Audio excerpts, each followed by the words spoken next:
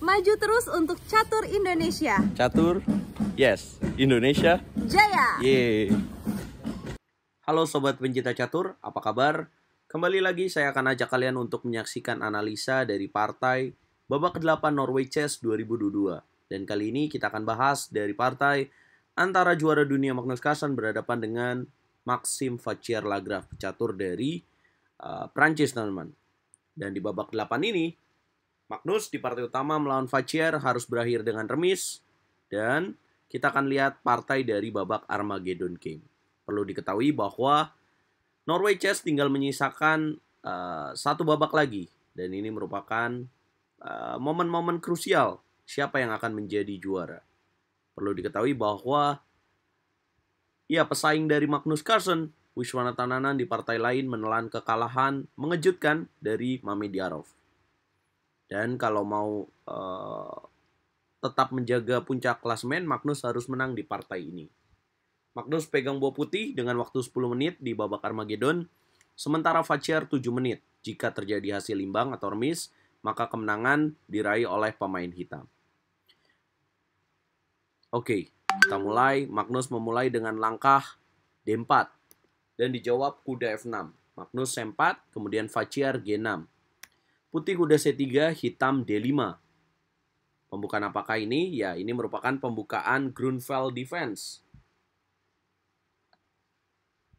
Dan pasti teman-teman udah sering lihat ya pembukaan ini. Magnus merespon dengan pilihan makan pion D5. Kemudian Vachier kuda makan pion D5 dan Magnus jalan E4. Ini masih sesuai dengan teori. Vachier kuda makan kuda, pion B makan kuda, kemudian hitam gajah G7. Variasi tukar dan gajah ke petak G7. Nah, buat teman-teman yang belum tahu, cara menyerang dengan bermain Grunfeld defense biasanya hitam memplot gajah ke petak G7 dan menyerang dengan C5, kemudian menteri ke petak A5 untuk menyerang titik C3. Nah, putih biasanya merespon dengan kuda F3, gajah ke petak C4, kemudian rokade pendek. Magnus tidak disangka melanjutkan dengan langkah gajah ke petak B5. Boom, skak, kemudian hitam C6. Pilihan gajah ke petak B5 ini sebenarnya tidak populer ya teman-teman, tapi ada juga yang memainkan. Tidak sebanyak pilihan kuda ke petak F3 atau gajah ke petak C4.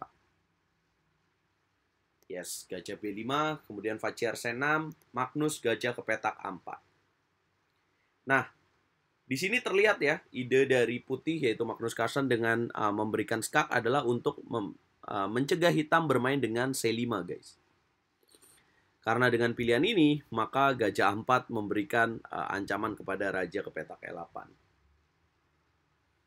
Vachier merespon dengan langkah B5, kemudian putih gajah B3.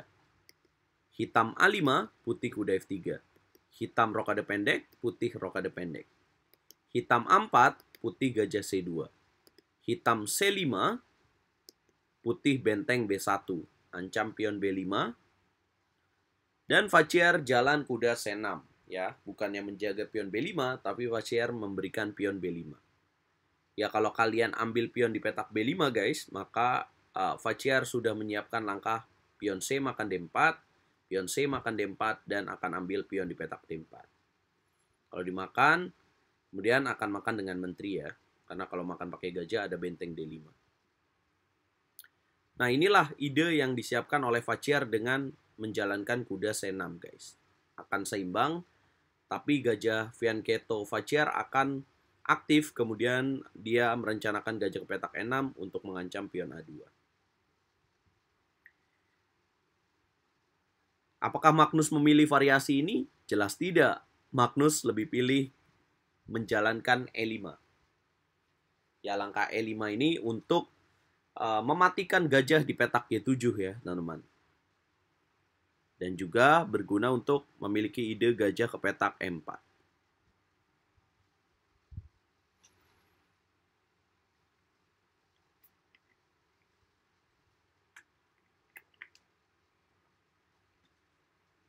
Merespon ini, Vachier menjalankan benteng ke petak B8. jaga pion B5. Kemudian putih gajah ke petak E4. Ya, bisa sih ambil pion di petak C5, tapi hitam akan ambil pion di petak E5. Gajah E4, Facier gajah ke petak F5. Nah, ini langkah yang cukup mengejutkan. Karena dengan pilihan gajah F5 ini, maka Facier akan membongkar jalur G dan harus memiliki pion tumpuk di jalur F, teman-teman. Kalau kalian jadi Magnus, teman-teman, respon apa yang akan kalian lakukan untuk merespon gajah F5 ini, guys? Yes, tepat sekali ya, kuda tidak bisa dimakan. Karena kalau makan kuda, benteng di petak B1 akan hilang. So, langkah yang lebih tepat adalah gajah, pukul gajah. Pion G makan F5, Magnus menteri D3. Dua pion terancam, petak F5 dan B5. Facier menteri ke petak D7. Yes, masih menyiapkan trik di sini, teman-teman. Kalau putih terpancing dengan makan pion B5, maka hitam ada rencana kuda makan pion E5. Lihatlah bahwa, yes, kuda mengancam menteri. Nah, kalau misalkan kuda makan kuda, maka akan mendapatkan benteng di petak B5. Yes, jelas untunglah benteng ditukar dengan kuda. Itulah rencana yang disiapkan oleh Facier, dan Magnus merespon dengan benteng ke petak D1. Menguatkan penjagaan pada pion D4. Hitam benteng F-D8, putih gajah ke petak F4. Yes, berencana untuk mendorong pion ke petak E6 dan ambil benteng di petak B8. Hitam pion C makan D4, putih pion C makan D4. Kemudian hitam E6, putih gajah ke petak G5. Hitam pion hitam benteng ke petak C8. Kemudian putih menteri E3. Yes, menteri E3 gunanya adalah untuk manuver dan menyerang ke sayap raja. Karena sudah terbukanya jalur G ini, teman-teman. Facier kuda ke petak E7, Magnus gajah ke petak F6. Facier H6 mencegah Magnus masuk dengan menteri ke petak G5. Magnus menteri ke petak F4, Facier kuda ke petak G6. Magnus menteri G3, Facier raja ke petak H7. Rapat dan solid. Itulah yang dimainkan oleh Facier. Facier emang gayanya sulit untuk ditembus, guys. Tapi dalam posisi ini, Magnus miliki kesempatan untuk mendobrak posisi ini, guys. Dan dapatkah kalian temukan apa langkah yang harus dimainkan oleh Magnus dalam posisi ini, teman-teman? Menarik untuk kita pelajari, karena kalau kalian dapat menemukan langkah ini, berarti skill kalian cukup lumayan, guys.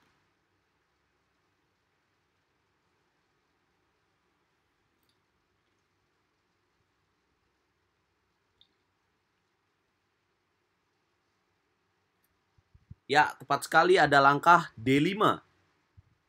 Pion E makan D5 dan Magnus benteng ke petak B4. Langkah D5 ini selain membuang pion juga untuk membuka ya ide dari benteng manuver ke petak H4 dan juga untuk memberikan ruang kepada petak D4. Facier merespon dengan taktis benteng ke petak C4. Nah, justru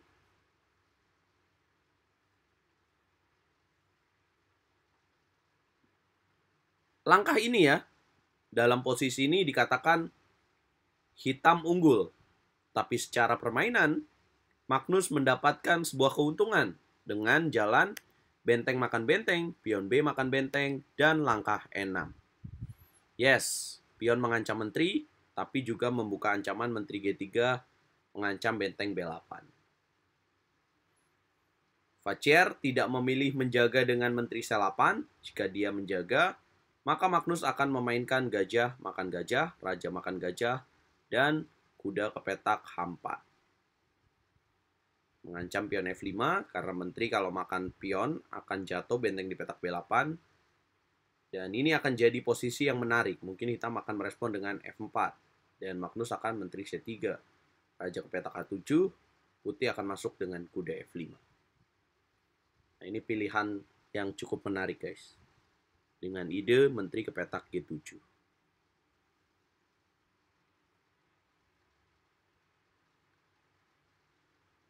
Tapi Vachier tidak lakukan itu karena Vachier mengambil pion di petak E6. So Magnus bisa ambil benteng di petak B8. Nah, ini pilihan tidak tepat kalau kalian berpikir gajah makan dulu, kemudian akan mendapatkan benteng. Nah, karena hitam akan ada respon F4 guys. Menutup ancaman menteri dulu dan mengancam menteri, maka tidak berhasil mengambil benteng di petak B8.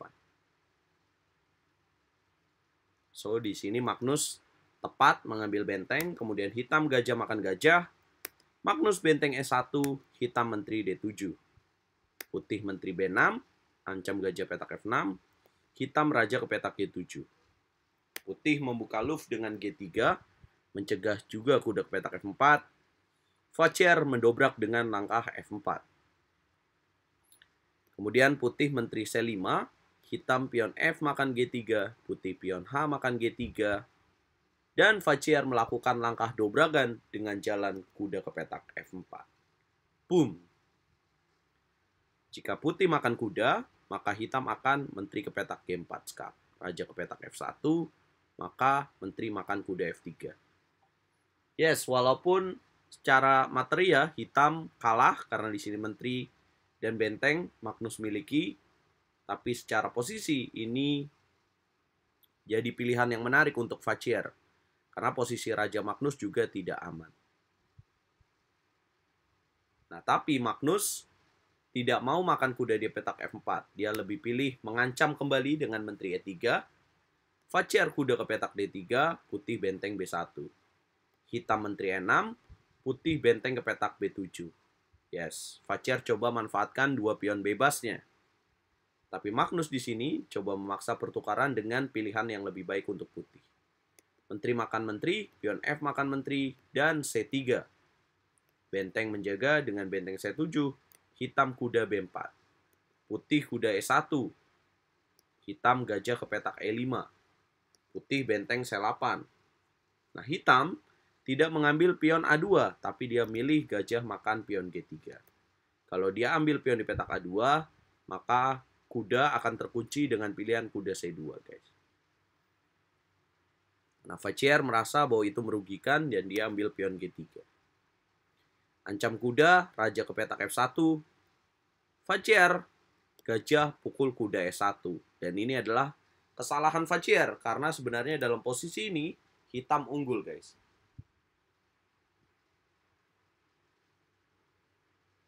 Langkah yang lebih tepat yang bisa dilakukan oleh Vachier dalam posisi ini adalah kuda ke petak A2. Jika putih kuda C2, maka hitam akan gajah ke petak D6. Jika raja ke petak E2, hitam akan ganggu dengan pion promosi lainnya dengan melangkahkan H5. Nah, kenapa Vachier tidak menemukan langkah itu? Kita bisa lihat bahwa waktunya tinggal 36 detik. Sehingga time pressure membuat langkah Vachier jadi salah, teman-teman. Dan itu bisa terjadi bahkan di level pecatur dunia. Kesalahan Vachier di sini adalah gajah pukul kuda E1. Sehingga putih raja pukul gajah E1. Nah, dengan pilihan kuda lawan benteng seperti ini, lebih mudah untuk putih menghandle pion promosi yang dimiliki oleh hitam. Hitam kuda makan A2, Magnus raja D1. Hitam A3, dan ini adalah momen krusialnya, teman-teman. Kemenangan dari Magnus Carlsen.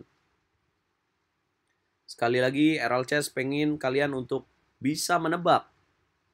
Ada kesalahan apa sih dengan langkah A3 ini?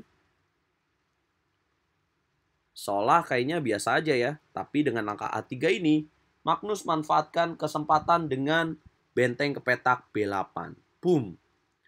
Yes, kuda hitam terkunci guys. Gak ada kakinya. Vachier di sini menjawab dengan langkah H5, coba ganggu dengan pion promosi lainnya, tapi pionnya cukup terlalu jauh. Dan Magnus manfaatkan dengan raja C2. Hitam H4, putih benteng B1. Hitam raja F6, putih raja B3. Vachier melepaskan kudanya dengan kuda B4, Dan pilihan lainnya sebenarnya dia bisa menjalankan C2, kemudian raja pukul C2, dan dia bisa ganggu dengan H3. Apabila raja ke petak B3, maka hitam akan raja G5. Nah, sebenarnya dikatakan di sini cukup berimbang, teman-teman. Walaupun di sini mendapatkan kuda, tapi hitam punya gangguan dengan pion promosi ini. Dengan raja G4, kemudian raja makan pion A3, dia akan mengganggu dengan H2. Apabila raja ke petak B4, akan raja ke petak G3. Raja ke petak C5, akan raja G2. Apabila makan pion D5, maka akan promosi. Apabila makan, dan apabila M4, maka akan raja G2. Nah, jadi raja hitam cukup cepat untuk mengejar pion ini ya, teman-teman. Apabila raja D6, maka akan raja F3, E5, raja ke petak M4. Tapi sayangnya Vachier tidak menemukan itu. Dengan waktu tersisa 6 detik, dia melangkahkan kuda B4. Dan ini membuat kemenangan untuk Magnus Carlsen. Raja makan kuda, hitam A2, benteng A1, C2, dan raja C3. H3, raja makan pion C2, raja G5, dan raja D3. Vachier waktunya habis dan dia menyerah. Nah, jika dilanjutkan, apakah ini bisa menang untuk hitam atau minimal remis? Bagaimana jika mengganggu dengan H2, maka putih akan raja E2. Apabila raja G4, maka akan raja F2. Apabila raja ke petak H3, maka akan raja ke petak F3 atau benteng D1 di sini. Ya, apabila F5, maka akan benteng ke petak F1. Jadi ini tempo ya. Hitam akan kesulitan karena dia harus meninggalkan petak G2 dengan seperti ini. Maka pionnya akan jatuh, pion di petak A2 juga akan jatuh. Seperti itu cara putih untuk menang, guys. Ya, tapi time pressure juga waktu yang semakin menipis menyulitkan untuk Vachier-Lagrave, sehingga dia di sini banyak melakukan blunder, partai yang seharusnya berimbang jadi kalah. Apakah semua akan Magnus pada waktunya, teman-teman? Berkat kemenangan penting ini, Magnus masih memimpin klasemen sampai selesainya babak 8 dengan berjarak setengah poin. Di tempat kedua ada Shahriar Mamediarov, dan di babak 9 nanti pastinya akan cukup seru antara Magnus dan Shahriar Mamediarov. Kira-kira siapa yang akan jadi juara, teman-teman, menurut kalian? Apakah Magnus kembali akan jadi juara? Karena 3 tahun terakhir Magnus juara Norway Chess 2022. Jangan lupa ikutin terus Norway Chess 2022 hanya di YouTube RL Chess. Dukung terus RL Chess untuk terus semangat bikin konten dan untuk terus berkembang channel RL Chess. Doakan RL Chess karena sebentar lagi akan mengikuti turnamen internasional. Jangan lupa like, share, komen, dan subscribe. Catur Yes Indonesia Jaya Bosku.